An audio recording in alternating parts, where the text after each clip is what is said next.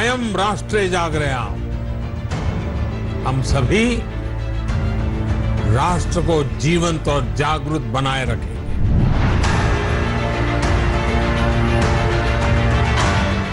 19 states ऐसे हैं, 19 states और यूनियन टेरिटरीज ऐसे हैं जहां पर की डबलिंग रेट देश के एवरेज से भी कम है। भारत स्टेज 2 में है और स्टेज 3 में मुझे लगता नहीं कि उसके जाने की कोई संभावना है।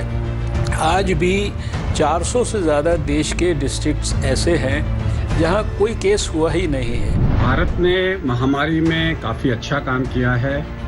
अगर मैं डबलिंग रेट को देके चलूँ तो लॉकडाउन के बाद में डबलिंग रेट पहले बीच में 4 हो गया था, अब 8 है।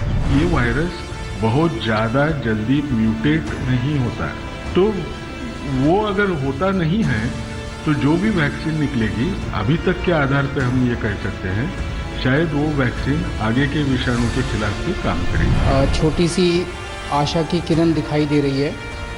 कुछ देशों में प्लाज्मा टेक्नोलॉजी का इस्तेमाल किया गया। India is expected to post a sharp turnaround and resume its pre-COVID, pre-slowdown trajectory by growing at 7.4% in 2021-22.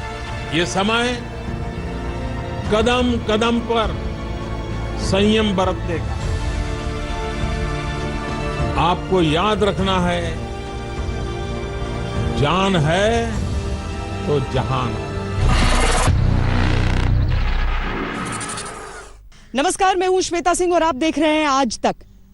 Corona के खिलाफ भारत की जो लड़ाई चल रही है, सरकार की जो नीतियां हैं, तैयारियों के जो दावे हैं, वो सब क्या पर्याप्त हैं? क्या कोरोना की लड़ाई में हम बाकी देशों की बनिस्बत एक कदम आगे नजर आ रहे हैं? क्या हम वाकई जानें बचा पा रहे हैं? क्या हम टेस्ट कर पा रहे हैं? क्या जान बचने के साथ साथ हमारा जहान भी बच रहा है? पेश है इन सभी सवालों पर श्वेत पत्र।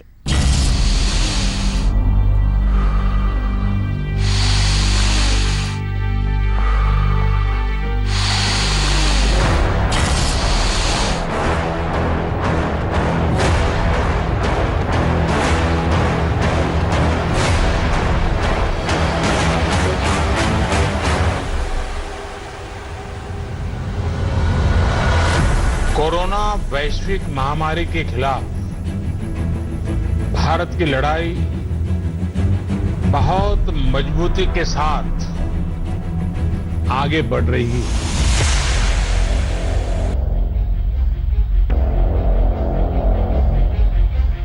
भारत में लॉकडाउन को अब 3 मई तक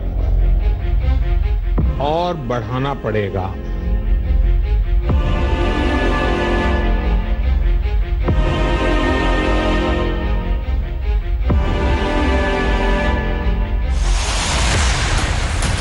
लॉकडाउन 2 के बीतते हर दिन के साथ ये सवाल लंबे होते जा रहे हैं कि कोरोना से लड़ाई अभी कितने दिन और, वैक्सीन और दवाइयों के लिए अभी कितना इंतजार और।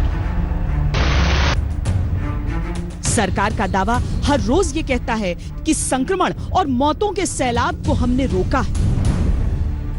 हमारे यहाँ पर केसेस हैं करीब 80% अगर हमारे केसेस रिकवर हो रहे हैं और 20% केसेस में डेथ अगर जैसे रिपोर्ट हुई है, तो ये दूसरे देशों से अगर कंपेयर करें तो शायद हम कुछ बेहतर कर रहे हैं और हमें इसे और बेहतर करने की हमें एफर्ट करना है कि हम अपना ट्रीटमेंट और केयर फर्दर इंप्रूव करते रहें ताकि हम इस रेशियो में फर्दर इंप्रूवमेंट ला सकें। सरकार का वादा ये दिलासा देता है कि लॉकडाउन की जंजीरों में अगर हम अनुशासन के साथ बंधे रहे तो कोरोना से जंग भी हम जल्दी जीत जाएंगे। कोई भी घर से बाहर न निकले। अगर कोई घर से बाहर निकला तो उसके खिलाफ सख्त कानूनी कार्रवाई की जाएगी। हम धैर्य बनाकर रखेंगे, नियमों का पालन करेंगे तो कोरोना जैसी महामारी को भी परास्त करके ही रहेंगे। लेकिन पहले लॉकडाउन 1 के 21 दिन और अब 19 दिनों के लॉकडाउन 2 के दौरान कैसे हैं हालात? क्या बदली है परिस्थितियां? हम श्वेत पत्र में बताएंगे कि क्या लॉकडाउन से टूट रही है कोरोना संक्रमण की चेन? क्या कोरोना से जीत की दिशा में बढ़ रहा है भारत? या दुनिया के मुकाबले कोरोना से लड़ाई में आगे है हिंदुस्तान? क्या अर्थव्यवस्था और रोजगार के संकट निदान के लिए सरकार के पास रेडी है ब्लूप्रिंट? क्या भारत को मिल चुका है कोरोना वैक्सीन का फॉर्मूला?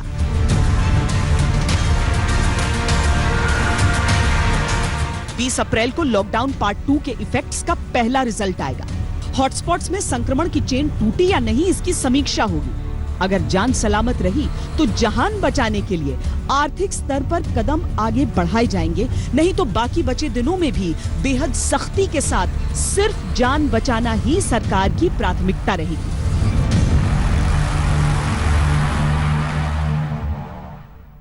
सोशल डिस्टेंसिंग और लॉकडाउन का बहुत बड़ा लाभ देश को मिला है।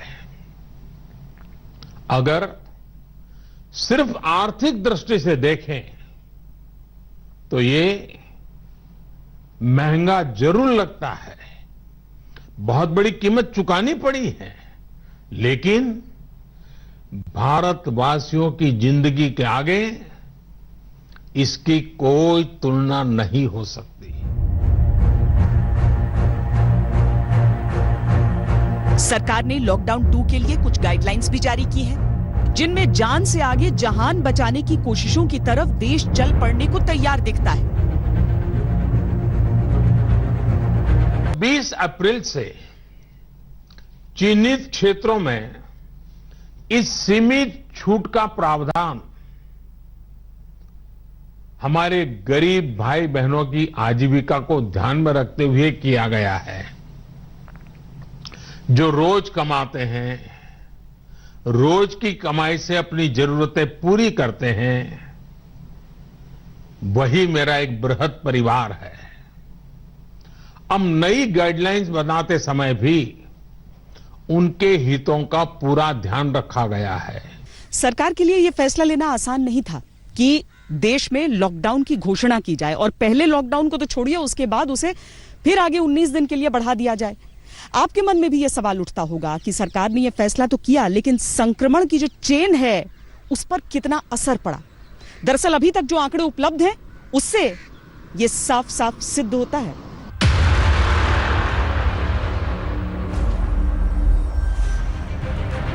आप लोग अपने अपने घर में रहें और अपना काम करें, कर्फ्यू का सख्त पालन करें। बेवजह अनावश्यक कोई रोड पर घूमता दिखाई देगा तो कार्रवाई की जाएगी। भारतीय चिकित्सा अनुसंधान परिषद यानी ICMR ने हाल ही में जारी की हुई अपनी एक रिसर्च में दावा किया कि अगर लॉकडाउन की सख्ती के जरिए सोशल डिस्टेंसिंग को लागू न किया जाता तो एक संक्रमित व्यक्ति 30 दिन में कम से कम 406 लोगों को संक्रमित करता। इस हिसाब से 15 अप्रैल यानी पहले चरण के लॉकडाउन के खत्म होने तक देश में संक्रमित लोगों की संख्या 8,20,000 को पार कर जाती। तब हालात को संभाल पाना बहुत मुश्किल हो जाता और भारत की स्थिति अमेरिका, इटली या स्पेन से भी बुरी हो सकती थी।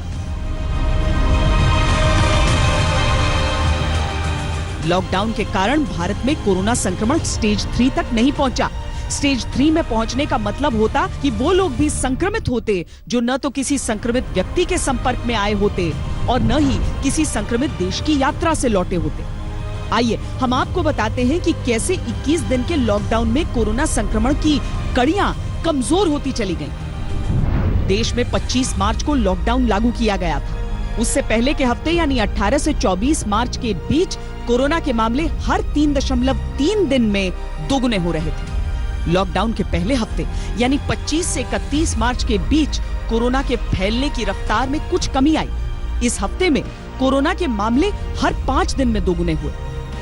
इसके बाद 1 से 7 अप्रैल के बीच देश में कोरोना के मामले हर 4.3 दिन में दोगुने हुए और फिर लॉकडाउन 1 के आखिरी हफ्ते में यानी 8 से 13 अप्रैल के बीच संक्रमण के केस दोगुने होने में 1 हफ्ते से ज्यादा का समय लगा। देश के अंदर जो जगह इन्फेक्शन के लिहाज से हॉटस्पॉट थी उन्हें पूरी तरह से सील कर दिया गया और अब लॉकडाउन के एक्सटेंशन से इन्फेक्शन की बची खुची कड़ियां तोड़ने की तैयारी है।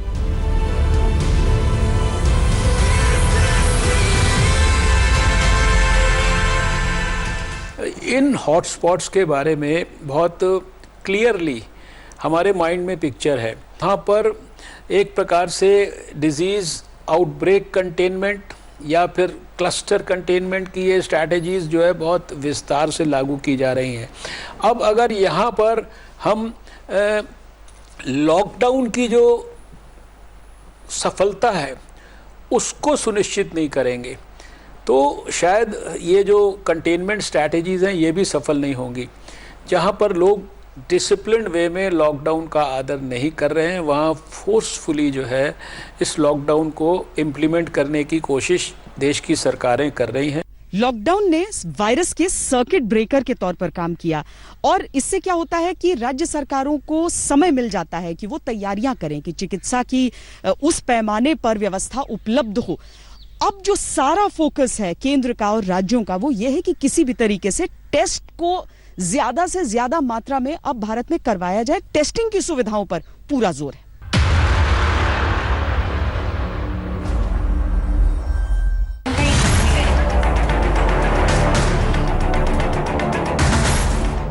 भारत के पास ऐसी कोई सेंट्रल एजेंसी नहीं है जो राज्यों में चल रहे टेस्टिंग के पैमाने को नाप सके, लेकिन सरकार की तरफ से जारी किए जाने वाले डेली हेल्थ बुलेटिन्स के आधार पर यह पाया गया है कि हर 10 लाख पर 105 लोगों का टेस्ट किया गया। उसको अगर कंसीडर करें तो 170 हॉटस्पॉट्स हैं, 170 हॉटस्पॉट्स। लेकिन अब कोरोना के खिलाफ आर पार की लड़ाई लड़ने के लिए भारत टेस्टिंग की संख्या को बड़े पैमाने पर बढ़ाने की तैयारी कर चुका है। यानी कोई भी व्यक्ति संदेह होने पर कोरोना संक्रमण की टेस्टिंग करा सकेगा। अभी तक ये सुविधा गंभीर रूप से पीड़ित लोगों के लिए ही थी। सिर्फ एक लैब थी, वही अब 220 से ज्यादा लैब्स टेस्टिंग का काम कर रही है। हम अगर देखें ना, अभी ग्लोबली अगर देखें तो जापान में एक आदमी पॉजिटिव पाने के लिए उनको वो 11.7 लोगों की टेस्ट करते हैं जापान में, which is one of the highest that you can see. Italy में 6.7 टेस्ट होते हैं तो एक आदमी पॉजिटिव पाया जाता है। अमेरिका में 5.3 टेस्ट करना पड़ता है, एक आदमी पॉजिटिव पाया जाता है। यूके में 3.4 एक आदमी पॉजिटिव पाया जाता है। हमारे देश में हम तकरीबन 24 टेस्ट कर रहे हैं एक आदमी पॉजिटिव पाने के लिए। हमको ये समझना पड़ेगा कि 24 अगर हमको पूछा तो 24 यानी 23 लोगों की टेस्ट तो हम ऐसे ही वो निगेटिव आ रहे हैं, फिर भी हम कर रहे हैं।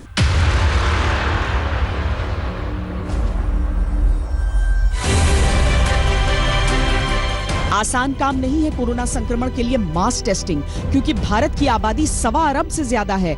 सरकार ने इसके लिए जरूरी औपचारिकताओं पर काम तेज कर दिया है। आशा वर्कर्स और आंगनबाड़ी कार्यकर्ताओं को इसके लिए विशेष ट्रेनिंग दी गई है। राष्ट्रीय ग्रामीण स्वास्थ्य मिशन के अनुसार देश में आशा वर्कर्स की संख्या 10,31,000 और आंगनबाड़ी कार्यकर्ताओं की संख्या 14 लाख से ज्यादा है। ग्रामीण और कस्बाई इलाकों में कोरोना संक्रमण की पहचान के लिए स्थानीय स्वास्थ्य कर्मियों के अलावा इनकी बड़ी जिम्मेदारी होगी। कोरोना संकट जिस तरह से है उसमें आशा वर्कर्स का और आंगनवाड़ी का बहुत एक अहम भूमिका है। खास करके पोलियो के समय में, पोलियो उन्मूलन भारत जबकि पूर्ण पोलियो से मुक्त हो गया, और उस समय भी आंगनवाड़ी की महिलाओं ने और जिस तरह से हेल्थ वर्कर्स जिनको कहते हैं आशा वर्कर्स, उन्होंने भी पहले भी भूमिका निभाई और इस बार वो हजारों की संख्या में विभिन्न राज्यों में काम कर रही हैं। और वो सर्वे करके किसी को यदि ज़्यादा बुखार है, कोई ऐसे लक्षण दिखाई दे रहे हैं इस वायरस के, कोरोना वायरस के, तो उसके बाद उनकी जानकारी वो जो संबंधित अधिकारी हैं, अस्पताल है, वहाँ तक पहुँचाती है। उन लोगों को भी सलाह समझाती हैं कि उन्हें जा करके तुरंत इलाज कराना चाहिए। आईसीएमआर की रिपोर्ट के अनुसार मास लेवल पर टेस्टिंग के लिए किट्स की कमी नहीं है। इसके अलावा 33 लाख आरटी-पीसीआर और 37 लाख रैपिड टेस्ट किट देश के पास जल्द ही होंगी। साथ ही टेस्ट लैब्स ज्यादा से ज्यादा बढ़ाने पर काम चल रहा है। इसके अलावा 602 अस्पताल महामारी से लड़ने के लिए बिल्कुल तैयार हैं। इन अस्पतालों में 1,06,719 आइसोलेशन बेड्स और आईसीयू में 12,024 बेड्स की सुविधा है। इस सब के अलावा राज्यों को कोरोना के लिए नए अस्पताल बनाने के भी निर्देश दिए गए हैं। विश्व का अनुभव ये कहता है कि कोरोना के 10,000 मरीज होने पर 1500-1600 बेड्स की जरूरत होती है। भारत में आज हम 1 लाख से अधिक बेड्स की व्यवस्था कर चुके हैं। इतना ही नहीं, 600 से भी अधिक ऐसे अस्पताल हैं जो सिर्फ कोविड के इलाज के लिए काम कर रहे हैं। कोरोना संक्रमण जांच का रिजल्ट आने में आमतौर पर 24 घंटे का समय लग जाता है। सरकार की तैयारी है कि क्लस्टर यानी सामुदायिक संक्रमण की आशंका वाले और हॉटस्पॉट्स में रैपिड एंटीबॉडी टेस्टिंग किट का इस्तेमाल किया जाएगा। रैपिड एंटीबॉडी ब्लड टेस्ट में 15 से 20 मिनट के अंदर नतीजा आ सकता है।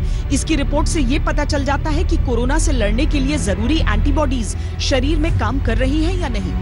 ऐसे लोगों को तुरंत RT-PCR टेस्ट के लिए भेजा जाता है और आगे आइसोलेशन और इलाज जैसे फैसले लिए जाते हैं।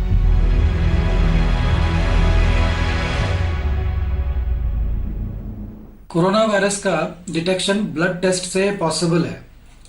इस टेस्ट को रैपिड टेस्ट कहते हैं।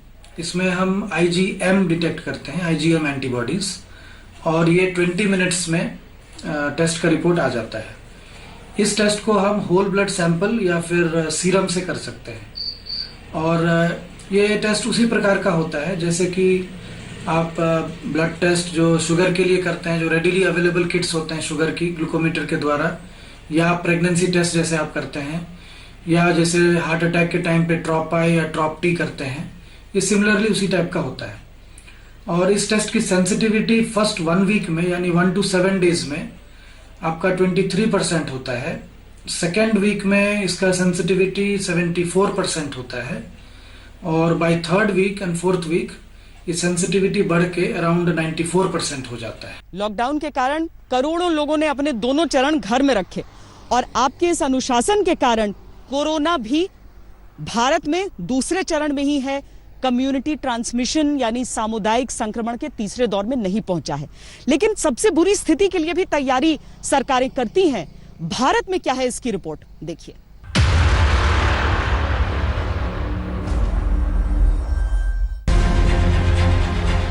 लॉकडाउन 2 के शुरू होने से ठीक पहले सरकार ने PPE, मास्क और वेंटिलेटर्स, कोविड टेस्ट किट्स के आयात पर लगने वाली सीमा शुल्क और हेल्थ सेस से मुक्त कर दिया। ये छूट 30 सितंबर 2020 तक जारी रहेगी। भारत अपनी जरूरत के 80% चिकित्सीय उपकरण विदेशों से आयात करता है। इस समय देश में कई सरकारी और गैर सरकारी कंपनियां वेंटिलेटर्स और मास्क बना रही हैं। सरकार के इस फैसले से उन्हें राहत मिलेगी और उपकरण जल्दी और ज्यादा मात्रा में तैयार हो सकेंगे। और जो हॉस्पिटल में लोग ट्रीटमेंट करते हैं उनको ऑब्वियसली बहुत ज़्यादा PPEs की ज़रूरत है, तो PPEs की जो मात्रा है उसकी रिक्वायरमेंट बहुत बढ़ रही है और इंडस्ट्री जो है, बहुत सारे इंडस्ट्री जो गारमेंट्स में थे वो अब मैन्युफैक्चर करने लगे हैं PPEs, तो प्रोडक्शन बढ़ी है। जो इंपोर्ट करने की ज़रूरत थी इंपोर्ट हो रही है। अगर अपने घर से बाहर निकले हैं कोई एसेंशियल काम करने के लिए, वो N95 मास्क पहन के जा रहे हैं। हम N95 सिर्फ हेल्थ केयर प्रोफेशनल को चाहिए जो कि ट्रीटमेंट कर रहा है या जिसको एक्सपोजर का रिस्क है। PPEs को रीयूज़ कैसे चाहे इस पर भी बहुत काम हो रहा है, कैसे उनको दोबारा ऑटोक्लेव करें या कैसे उनको स्टेरिलाइज करें ताकि उनकी जो यूजेज है वो ज़्यादा रहे। कपड़े के मास्क जो हैं जो कि एक आम नागरिक को यूज़ करने चाहिए, उस पर फोकस होना चाहिए।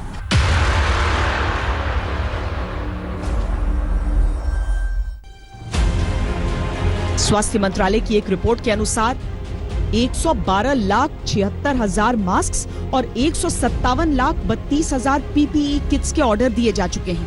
सरकार का लक्ष्य है हर हफ्ते 10 लाख PPE किट्स और 80,000 मास्क प्रतिदिन हासिल करना।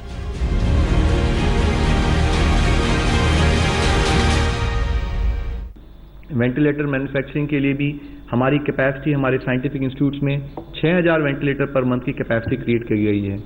इस तरीके से डायग्नोस्टिक्स हों, थेरेप्यूटिक्स हों या वैक्सीन्स हों, इसमें नेसेसरी एफर्ट पर वॉर फुटिंग से मॉनिटर किया जा रहा है। स्वास्थ्य मंत्रालय की रिपोर्ट के अनुसार मौजूदा स्थिति के लिए जरूरी उपकरण पर्याप्त मात्रा में सरकार के पास हैं। देश के पास 5,77,473 पीपीई किट्स पहले से मौजूद हैं। चीन से 60 लाख पीपीई किट्स को लेकर डील लगभग पक्की है। मास्क सहित करीब 80 लाख पीपीई किट्स का ऑर्डर सिंगापुर को सरकार दे चुकी है।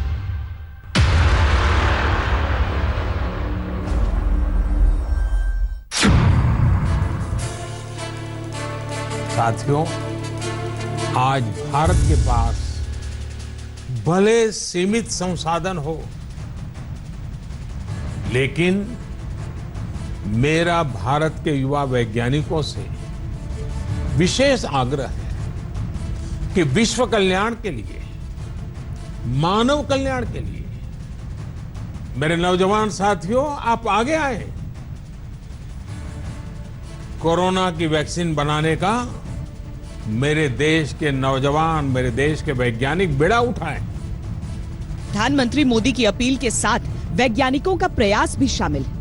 भारत सरकार ने पुणे की startup company Seagull Bio Solutions को वैक्सीन बनाने की जिम्मेदारी सौंपी है।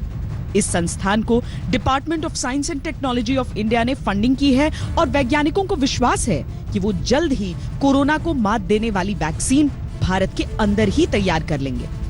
कि हमारा जो एक्टिव वायरसोम है वो उसमें हमने मीजल्स का सिर्फ स्ट्रक्चरल कंपोनेंट लिया है और उसमें हम कोरोना वायरस का जो एंटीजेनिक रीजन करके बोलते हैं, एक प्रोटीन रहता है सरफेस के ऊपर, वो जैसा कील जैसा दिखता है, वो हम उठा के मीजल्स वायरस के स्ट्रक्चर पे लगा देंगे और वो जो रहेगा एक्टिव वायरसोम करके मटेरियल वो हम आदमी के अंदर इंजेक्ट करेंगे।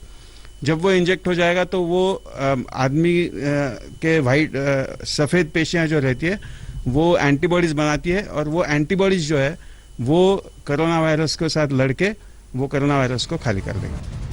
सरकार को अगर इस कंपनी पर भरोसा है तो इसके पीछे इसकी कामयाबी का ट्रैक रिकॉर्ड है। पिछले 11 साल में हमने पहले डेंगू का वैक्सीन बनाया था ये टेक्नोलॉजी इस्तेमाल करके। उसके बाद चिकनगुनिया, जीका वायरस का भी वैक्सीन बनाया था, एबोला वायरस का वैक्सीन बनाया था और वो एनिमल्स में दिखा दिया था कि इसका वैक्सीन हो सकता है। इसमें वैक्सीन करने के बाद जैसे प्रोटेक्टिव इफेक्ट आना चाहिए वैसा आ सकता है। तो ये जो हमारा ट्रैक रिकॉर्ड है उसकी वजह से सरकार को ऐसा लगा है कि ये हमारा जो खुद का मेड इन इंडिया टाइप का जो वैक्सीन टेक्नोलॉजी है वो इस्तेमाल करके शायद हम अच्छी तरह से वैक्सीन बना पाएंगे और इसलिए हमको उन्होंने मौका दिया है, ऐसा हम मानते हैं। सीगल बायो सॉल्यूशंस के संस्थापक और सीईओ डॉक्टर विश्वास जोशी को भरोसा है कि अगले 3 महीनों में वो वैक्सीन की टेस्टिंग जानवरों पर शुरू करने की स्थिति में होंगे। दुनिया ने जब कोरोना का कहर देखा लेकिन भारत में एक भी मामला नहीं था, भारत ने उसी समय से एहतियात बरतने की शुरुआत की और एयरपोर्ट पर स्क्रीनिंग की शुरुआत कर दी। इसके बाद जब तक संक्रमित लोगों का आंकड़ा 100 तक पहुंचा, भारत ने कहा कि जो भी विदेश यात्रा करके आ रहे हैं, लक्षण दिख रहे हैं तो आप 14 दिन के आइसोलेशन में जा रहे हैं। इसके आगे देखिए, जब 550 हो गया संक्रमित लोगों का आंकड़ा, तब भारत ने 21 दिनों के लॉकडाउन की घोषणा कर दी। यानी जान बचाने की पूरी कोशिशें उस समय से ही शुरू हो चुकी थीं। जहान बचाने की कैसी कोशिशें हो रही हैं, श्वेत पत्र में अब हम आपको दिखाते हैं।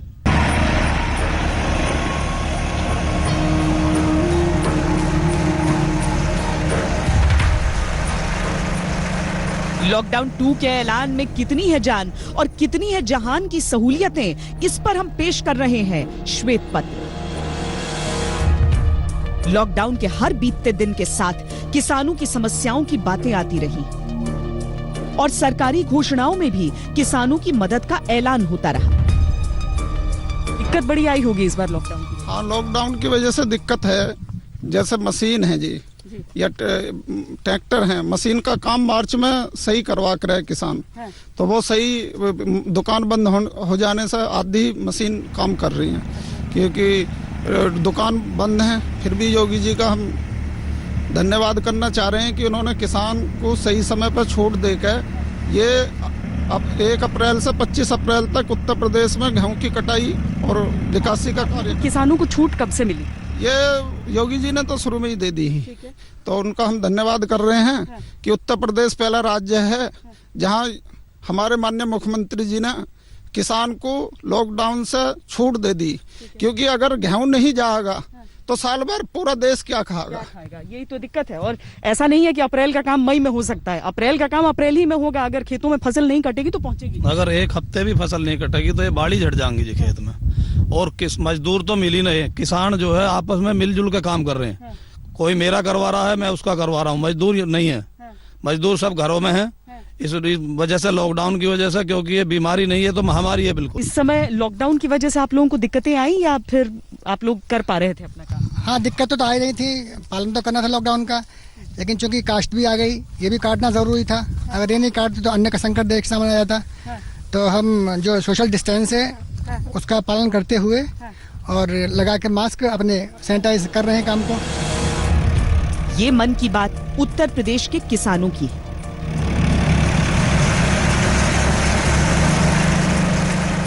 लॉकडाउन 2.0 की गाइडलाइंस में केंद्र सरकार की तरफ से पूरे देश के किसानों के लिए कई ऐलान हैं। कृषि संबंधी सभी सुविधाएं एहतियात के साथ लागू होंगी, जिनमें कृषि उत्पाद खरीद, कृषि उपकरण खरीद, खाद, बीज, कीटनाशक की खरीद, जुताई कटाई की मशीनें राज्यों में जा सकेंगी। ढूंढ रहे थे, मशीनें मिलनी है, चलनी है, लेबर तो मिल नहीं रही थी। हमने सोचा पता नहीं मिलनी है कि नहीं मिलनी है। हमारे गांव में ग्रेसिंग ने मशीन लिया, तो डिपार्टमेंट का बहुत शुक्रिया अदा करते हैं हम, इन्होंने मशीन टाइम पे दे दी है। मशीन का बहुत फायदा जी, लेबर सभी अपने अपने देश को चले गई हैं। एक मशीन है हमारे गाँव में, तो चलो कोई की आज काटेगी, कोई कल दूसरे दिन हो जाएगी, तो इसका बहुत ज्यादा फायदा है। मनरेगा के जरिए भी सरकार लोगों को राहत देना चाहती है। मनरेगा के तहत सिंचाई और जल संरक्षण पर ज्यादा जोर दिया जाएगा।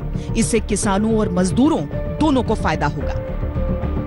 तो इसमें प्रमुख है ग्रामीण विकास और ग्रामीण अर्थव्यवस्था को प्रोत्साहन, encouragement to the rural economy.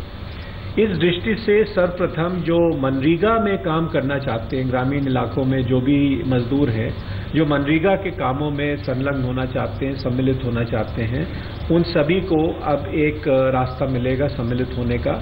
लेकिन इसमें भी ये शर्त है कि उनको मास्क पहनने होंगे, सोशल डिस्टेंसिंग उनको ऑब्जर्व रखनी होगी।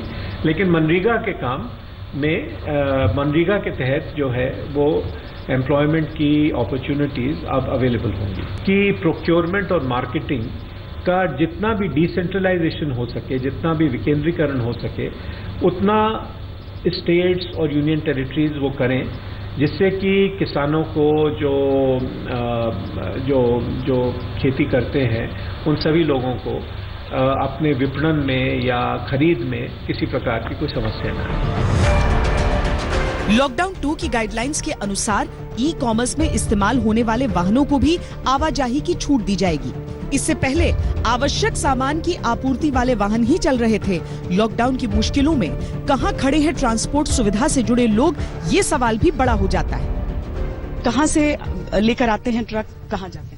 वे इंदौर से। इंदौर से आते हैं। हाँ। दिक्कत आ रही है रास्ते में? नहीं, फिलहाल तो कोई दिक्कत नहीं है। तो इससे पहले आ रही थी जब नया नया शुरू हुआ था लॉकडाउन? नहीं, तो टोल वोल चालू थे पहले, अब टोल बंद है फिलहाल। तो कागज दिखाते हैं और फिर आप लोग पास कर जाते हैं? हाँ। लॉकडाउन पार्ट 2 के जरिए देश को 19 दिन के लिए लॉक करके प्रधानमंत्री ने चाबी जनता को ही सौंप दी है। नियमों का पालन सही से हुआ और केस नहीं बढ़े तो जहान को बचाने के लिए तोहफों की लंबी लिस्ट है। छूट के ये तोहफे फिलहाल उन जगहों के लिए हैं जहां कोरोना संक्रमण का हॉटस्पॉट नहीं है। Banking, postal services, online food services, carpenter, electricians, किराना, राशन की दुकानें खुलेंगी। सभी तरह के अस्पताल, स्वास्थ्य उपकरणों की दुकानें, medical lab, collection centres, telemedicine सुविधाएं लागू होंगी। 2018-19 के आर्थिक सर्वे के अनुसार 93% कामगार असंगठित क्षेत्रों से आते हैं, जिनमें 11 करोड़ से अधिक खेतीहर मजदूर हैं। इसके अलावा कई छोटे उद्यमी भी हैं। लॉकडाउन में मिली रियायत का सीधा असर समाज के इस बड़े वर्ग पर पड़ेगा। बेरोजगारी आने वाली है, शुरू हो गई है और जबरदस्त तरीके से लोग बेरोजगार होंगे। ठीक है, सेंट्रल जो रोजगार देते हैं कौन है? SME, small and medium industry. उनके लिए आप एक डिफेंसिव पैकेज तैयार कीजिए, उनको प्रोटेक्ट करने का पैकेज तैयार कीजिए। हमारी ऐसी कंपनीज हैं जो कनेक्टेड कंपनीज हैं, स्ट्रेटेजिक कंपनीज हैं, बड़ी कंपनीज हो सकती हैं, उनके लिए आप प्रोटेक्शन तैयार कीजिए। यही वजह है कि जहान को बचाने के लिए प्रधानमंत्री मोदी ने देश के सक्षम वर्ग से नौकरी का संकट न खड़ा करने की अपील भी की। आप अपने व्यवसाय, अपने उद्योग में अपने साथ काम करे लोगों के प्रति संवेदना रखें, किसी को नौकरी से न निकालें, अपने देश को बचाया है। हालांकि प्रधानमंत्री मोदी की अपील के बाद पंजाब सरकार ने लोगों की नौकरी बचाने के लिए केंद्र की तरफ से बड़े आर्थिक पैकेज की मांग की है। जहां तक गरीबों की मदद का सवाल है, सरकारी दावे के अनुसार 13 अप्रैल तक 32 करोड़ गरीबों के अकाउंट में 29,352 करोड़ रुपए डाले गए। 5.5 करोड़ लोगों तक फ्री राशन पहुंचाया गया। करीब 98 लाख उज्ज्वला स्कीम से जुड़े लोगों को फ्री गैस डिलीवरी हो चुकी है। 14,946 करोड़ रुपए 7.47 करोड़ किसानों तक पहुंचाए गए, जबकि 1,400 करोड़ रुपए की मदद 2 करोड़ 82 लाख बुजुर्ग, विधवा और दिव्यांगों को दी गई। जो रोज कमाते हैं, रोज की कमाई से अपनी जरूरतें पूरी करते हैं, वही मेरा एक बृहद परिवार है। मेरी सर्वोच्च प्राथमिकताओं में एक, इनके जीवन में आई मुश्किल को कम करना है। हालांकि एक तबका ऐसा भी है जो स्पष्ट तौर पर किसी ऐसे क्षेत्र से नहीं आता कि उसे सहूलियतें मिल सकें, उनकी अपनी परेशानी है। लोगों की कमाई पर असर पड़ा? या मैम, ये तो बहुत ज्यादा असर पड़ा है। कुछ समय पहले हमारा काम बहुत अच्छा हो जाता था, जिससे हमें रेगुलर इनकम अच्छी हो जाती थी, पर इस समय पेट्रोल के पैसे निकालना भी बहुत ज्यादा मुश्किल हो रहा है। बिकॉज हमारा क्या है, हम रोज कमाने रोज खाने वाले हैं। मतलब हमारी कंपनी आई थी, आप जितनी डिलीवरीज करोगे हम आपको उतना ही अमाउंट देंगे, बट आजकल तो ये हो रहा है कि मुश्किल से 5-7 डिलीवरी ऐसे ही चल रहा है, और जिसमें से 500 रुपए भी कवर नहीं हो पा रहे हैं। ये इन्फॉर्मेशन कह रहा है कि आपको लास्ट ऑर्डर लॉग इन आज आप कितना है? 2 घंटे पहले से होगा, अभी तक एक ऑर्डर नहीं मिला मैम। यानी 1 रुपए की अर्निंग नहीं हुई है। 1 रुपए की अर्निंग नहीं हुई है मैम। जो भी हमारे खर्चे आए, पेट्रोल का पैसा जो भी है वो सब हमारी जेब का ही है मैम। हमें कोई फिक्स नहीं मिल रहा मैम। दूर से आते हैं, 20 किलोमीटर जाना, 20 किलोमीटर आना, 100 रुपए का पेट्रोल तो ये हो गया। जब तक लॉकडाउन है और जब तक कोरोना के लिए कड़े फैसलों की जरूरत है, सरकार गरीबों के उस वर्ग के साथ खड़े होने की कोशिश करती नजर आ रही है जिसके लिए रोजी रोटी का संकट खड़ा हो गया है। इनमें बड़ी संख्या दिहाड़ी मजदूरों की है। सरकार का दावा है कि गरीबों को 3 महीने तक 5 किलो गेहूं या 5 किलो चावल फ्री राशन दिया जाएगा। राशन की आपूर्ति पर 24 घंटे नजर रखी जा रही है। मजदूरों की दिक्कतें दूर करने के लिए शिकायत केंद्र भी बनाए गए हैं। प्रधानमंत्री गरीब कल्याण योजना के अंतर्गत लगभग 80 करोड़ व्यक्तियों को प्रति माह अगले 3 महीनों तक 5 किलो खाद्यान्न, उनकी पसंद अनुसार गेहूं अथवा चावल, फ्री ऑफ कॉस्ट देने का प्रावधान किया गया है। श्रम एवं रोजगार मंत्रालय ने स्पेशली मजदूरों की समस्याओं के निदान के लिए पूरे देश में 20 ग्रीवेंस सेंटर्स को स्थापित किया है। इन ग्रीवेंस सेंटर्स की फंक्शनिंग को चीफ लेबर कमिश्नर के स्तर पर सुपरवाइज और मॉनिटर किया जा रहा है। हेल्पलाइंस की विस्तृत जानकारी श्रम एवं रोजगार मंत्रालय की वेबसाइट पर उपलब्ध है। इन हेल्पलाइंस का उद्देश्य है कि पीड़ित मजदूरों को समयबद्ध तरीके से राहत मिल सके। कहते हैं कभी भी अगर आपको हकीकत को मापना है तो ये देखना जरूरी हो जाता है कि कतार में जो आखिरी नंबर पर खड़ा है व्यक्ति, क्या उस तक सारी सुविधाएं पहुंची हैं। तो एक तरफ होती है सरकार की जो सुविधाएं दी जाती हैं, वो ऐलान होते हैं, दूसरी तरफ जमीन की हकीकत। हम अपनी रिपोर्टिंग के दौरान कई ऐसे इलाकों में भी गए, हमारे और भी रिपोर्टर्स गए, जहां पर उन्होंने देखा कि कई कई गलियां हैं जहां पर लोग बहुत बड़ी तादाद में बाहर निकलते हैं। अब क्या ये उनकी मजबूरी भी है, ये पता लगाना भी जरूरी है। इसके साथ ही जो दिहाड़ी मजदूर हैं, जो पलायन करके नहीं गए, रुक गए जिन शहरों में थे, वहां पर वो किस हालात में जी रहे हैं और जहान की आने वाले दिनों में कैसी उम्मीद के साथ जी रहे हैं, देखते हैं। सभी का घर नहीं, यहाँ किराए में रहते हैं। हमारा भतीजा है, हमारा पास में रहता है, बात ये है, मगर इस टाइम में हम भतीजा खाना नहीं खिला सकते हैं। क्यों? हमारा राशन, जिनके पास राशन कार्ड नहीं उनको नहीं मिला, कहाँ मिला? क्यों बताइए। अच्छा, एक दिन आया एक कट्टा एक पैकेट जो मिला है मैं बता रहा हूँ, 250 ग्राम चावल है, 200 ग्राम दाल है, एक हल्दी का पैकेट है, एक वो लाल मिर्ची का पैकेट है। उसका सिर्फ आप क्या दिया? 2 दिन। कितने दिन? आप लोग कहाँ के रहने वाले हैं? हम लोग पश्चिम बंगाल के रहने वाले हैं। ये सारे ज्यादा अगर नहीं आदमी खाएगा, भूखे क्या करेगा? आप ही बताइए। हम सरकारी मदद नहीं पहुंची आप? वही सरकारी मदद, लॉकडाउन का पालन करना चाहिए, पर कैसे करेंगे जब पेट में अनाज नहीं रहेगा, कुछ नहीं रहेगा। हम क्या करें, कुछ समझ में नहीं आता। जान और जहान को बचाने की सरकारी जद्दोजहद के बीच एक एंगल मानवीय संवेदनाओं का है, और वो संवेदनाएं लोगों को किसी भी कीमत पर घर लौटने को विवश करती है। वजह ये कि लॉकडाउन में उद्योग धंधे बंद हो गए, निर्माण कार्य में मजदूरी खत्म हो गई, छोटे छोटे काम धंधे ठप हो गए। ऐसे में क्या है उनके मन में और क्या है उनकी चिंताएं? एक दिन बाद एक दिन खाने को मिलते हैं, पैसे दे खाएंगे क्या? क्या करते थे आप लोग? मजदूरी करते, लेबर करते। अभी काम बंद है तो क्या खाएंगे, और खाना भी नहीं मिल रहा। एक दिन खाते हैं, एक दिन भूखे रहते हैं, और गाड़ी भी नहीं खुला कि गाँव जाएंगे। आप लोग भी जाना चाहते हैं अपने गांव? हाँ सर, हम लोग भी तो जाना चाहते हैं गाँव। हम लोग भी जाना चाहते हैं कि हम लोग तो एक दिन कमाते एक दिन खाते, वही तो काम है हम लोग का। हर काम बंद। नहीं, सरकार कह रही है कि यहाँ कई कैंप लग रहे हैं तो वहाँ खाना बट रहा है, अनाज बट रहा है। आप लोगों को कुछ नहीं मिला? नहीं सर, कुछ नहीं मिला। मिला अभी तो एक पैकेट मिला, ये इसमें क्या गुजारा होगा? 4 बंदा के एक पैकेट देगा तो क्या गुजारा होगा? और महीना लग गया, एक पैकेट में क्या गुजारा होगा? 1 महीना में एक ही खाएगा। लॉकडाउन का कोई विकल्प नहीं था, लिहाजा जिंदगी चलती रहे, इसीलिए कल कारखाने बंद करने के अलावा कोई रास्ता भी नहीं था। अब जबकि लॉकडाउन पार्ट 2 में जहान को बचाने की जरूरतों पर जोर दिया गया, तो सरकार ने वैसे फैसलों की झलक दिखानी भी शुरू कर दी। 20 अप्रैल के बाद जो स्थान हॉटस्पॉट की लिस्ट से बाहर हैं, वहां cold storage, warehouse, port, airport, container और इससे जुड़ी सेवाओं की चेन शुरू होगी। महानगर पालिका और नगर पालिका के बाहर उद्योग धंधे शुरू हो जाएंगे। SEZ और निर्यात विशेष यूनिट्स में कामकाज शुरू हो जाएगा।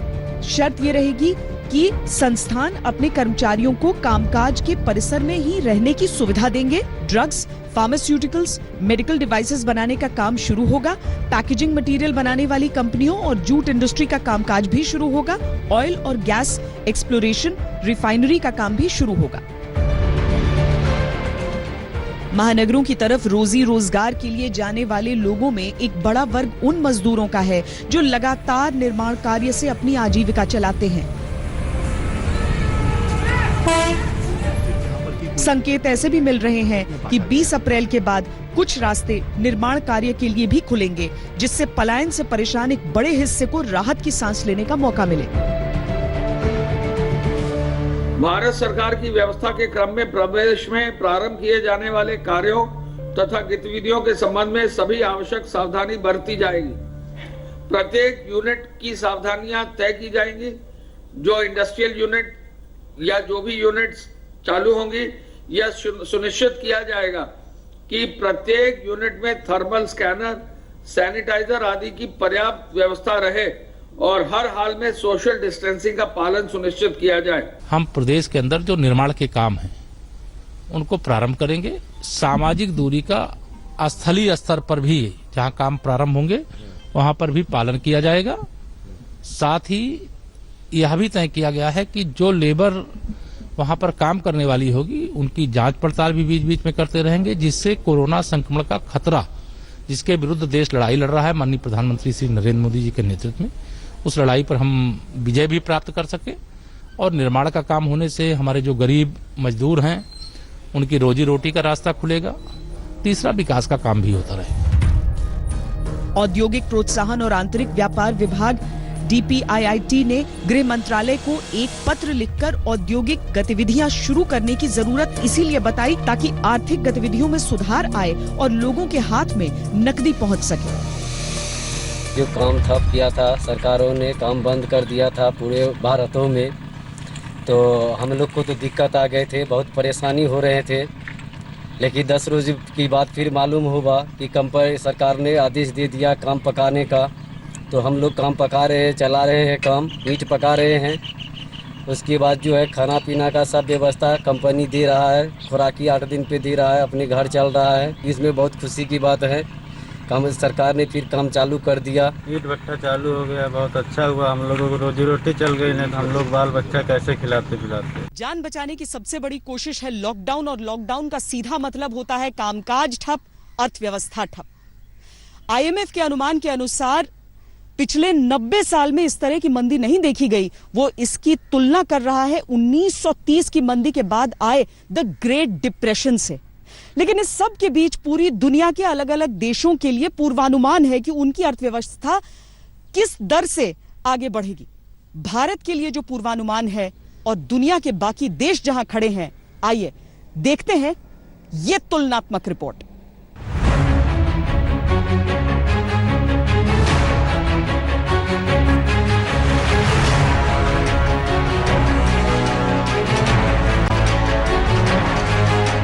अभी तक के नतीजों के अनुसार कोरोना से लड़ाई में बड़ी महाशक्तियों के मुकाबले भारत की स्थिति काफी बेहतर है। IMF ने मौजूदा परिस्थितियों को देखते हुए ये अनुमान जताया है कि जब लगभग सारी दुनिया महामंदी के चपेट में आ चुकी होगी, तब सिर्फ भारत और चीन ही वो देश हो सकते हैं जो खुद को क्लोज मार्जिन से बचा ले जाने में सफल हो सकेंगे।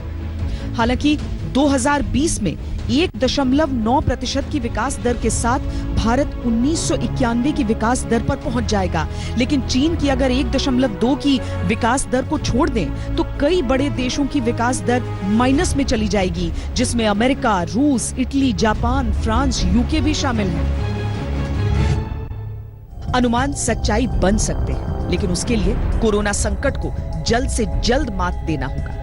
भारत की तमाम कोशिशें उसी तरफ जाती हुई दिख रही हैं।